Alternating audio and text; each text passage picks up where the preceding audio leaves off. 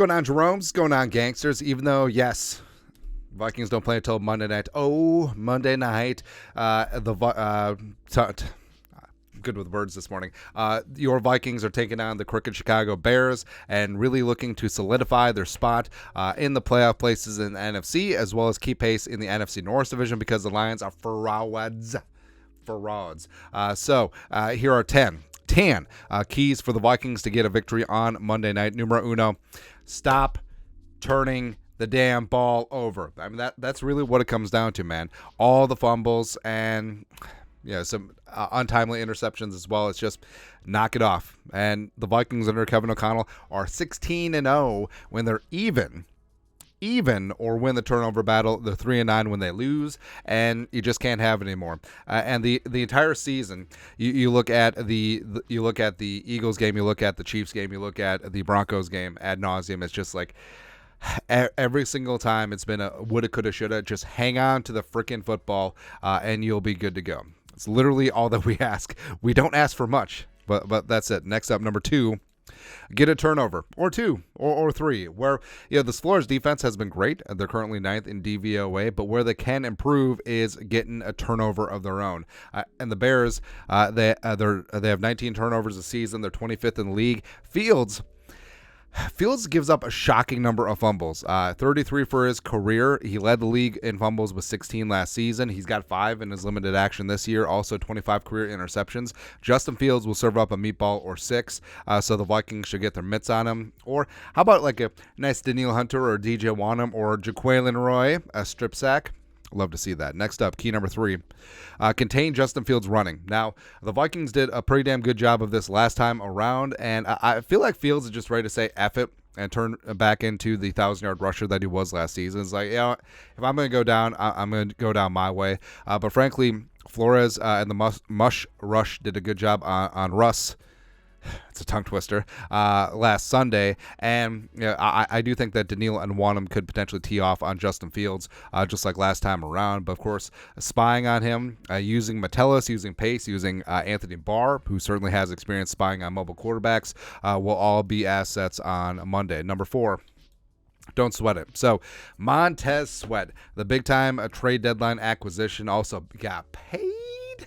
Only has 1 sack so far in his 3 games with Chicago, but 11 pressures, and he generally lines up on the left side of the defense with Eberflus, a.k.a. the IKEA toilet. So a big-time game for Brian O'Neill, and I think they'll handle him. Where Montez Sweat is up there. He is pretty damn solid.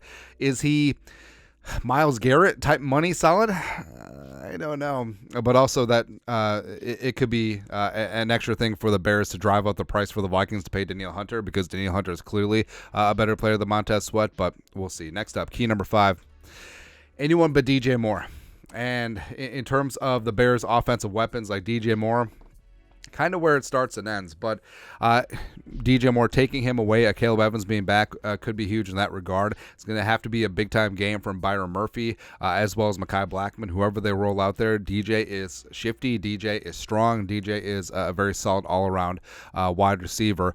59 catches, 889 yards, and 6 touchdowns on 80 targets, although, half of that was in one game. But it could be Kmet over the middle. So, again, big-time game for the Vikings' 3 safeties. Darnell Mooney taking a couple deep shots on the outside. I feel like the Mooney and Fields chemistry, especially on deep balls, is underrated, and we saw that last year. Also, Tyler Scott starting to get a little bit of love in there as well, the rookie from Cincy. So, again, anyone but DJ Moore, whether it's doubling or bracketing, but you can live with anyone else. Next up, key number 6. The passionate runs, where I do feel like Josh Dobbs reined in his running a little bit. Maybe he was a little bit hesitant, but it did seem like maybe he was just trying to just wait a half second longer just to try and make a throw downfield, but just run. Just take off and run, man. Like, he's the second leading quarterback rusher in the league for a reason. He's got 6 rushing touchdowns, and that's the most dangerous part of his game. Like, yes, he can deliver a competent deep ball. He's got some great arm strength. He can throw in the run. I like that he buys time, but at a certain point, especially in like 3rd and long, 3rd and medium, like if it's there, just run. Just take off. Put stress on that defense. Demoralize them by picking up a first down with your legs. And Also, I don't want to see the Kevin O'Connell cutesy wootsy. Oh, Hawkinson is going to run the option with Dobbs. Like this is SMU and he's Eric Dickerson. I don't want to see that, man. But could you see some quarterback powers? Could you see some design runs? Could you see some play action, just getting Dobbs on the perimeter? Yes, I think you certainly could and should. Next up, key number 7. Kevin O'Connell keeps his foot on the gas, and his conservative style and play calling in the second half of the Saints game let the Saints back into the game, as well as it completely lost the Broncos game. It did. Settling for field goals when they should have been going for the end zone, not going for it on fourth down in the first half. It's just sometimes you get too comfortable, and sometimes you're worried about the other team coming back. But guess what? If you stay aggressive, that's the best thing to do. And Kevin O'Connell needs to keep on doing that, keep on pushing the pace if and when the Vikings get themselves a lead on Monday night. Next up, key number 8, Addison shines bright. So probably no JJ. In fact, by the time you watch this, he may be officially shut down. We'll get designations on Saturday. But on Monday Night Football, lights are shining bright. Addison, who's proven that he can make quarterbacks, and he can make quarterbacks. Like, he made Kenny Pickett into a first-round pick. He fooled the world. He made Caleb Williams a consensus number 1 pick, as well as a Heisman Trophy winner. And now, like Jordan Addison, he rose the game. He pumped up the game of Kirk Cousins. He's going to pump up the game of Josh Dobbs even more. And even though, he's at sort of a whatever game against Denver, but he was being shadowed by Patrick Surtain II. It is what it is. And don't get me wrong, like the Bears defense is pretty damn good on paper, on purpose, but Eberflus luckily doesn't know how to coordinate a defense. But the fact that, yes, they do have Jayon Johnson, who's one of the more underrated corners in the game. Stevenson from the U, just the U being the U, I think is really underrated as a rookie. Kyler Gordon is great in the slot. Their cornerback room is solid. But Addison, 48 catches on 647 yards receiving, 7 touchdowns on 72 targets. He's the second most targeted player on the team besides Hawkinson. Hawk's going to have himself another big-time game, too. Just Mark Bavaro it out there with those bruised ribs, and just go from there. Next up, key number 9, free Tai Chandler. And I do like Alexander Mattison. I'm not saying this should be a complete benching or a healthy scratch, but should Tai Chandler get more of the work in the backfield? Yes. I think that he's a more explosive running option. I think that he provides more in the receiving game. I think that he's just as good as a pass blocker. So having Tai Chandler touch the ball at least 20 times, combination carries and receptions, that's what the Vikings need to do. Get the ball in the hands of your explosive playmakers, and you're going to be fine. Lastly, key number 10.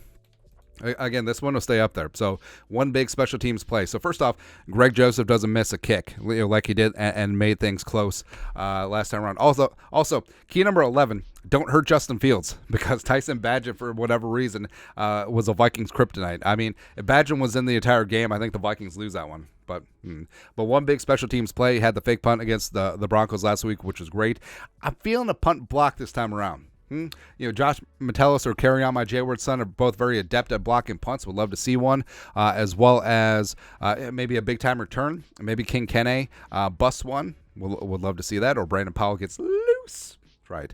Either way, a big-time play in the third phase from Coach Hatt and company is needed. Final score prediction. So the Vikings, they got themselves a golden opportunity right now where, whatever happened against the Broncos happened. It broke the win streak, started a new one. And, the Vikings at home against a division rival who kind of poopy, even though the Bears did have the Lions on the ropes last week and then blew a 12-point lead with 4 minutes left and lost by 5.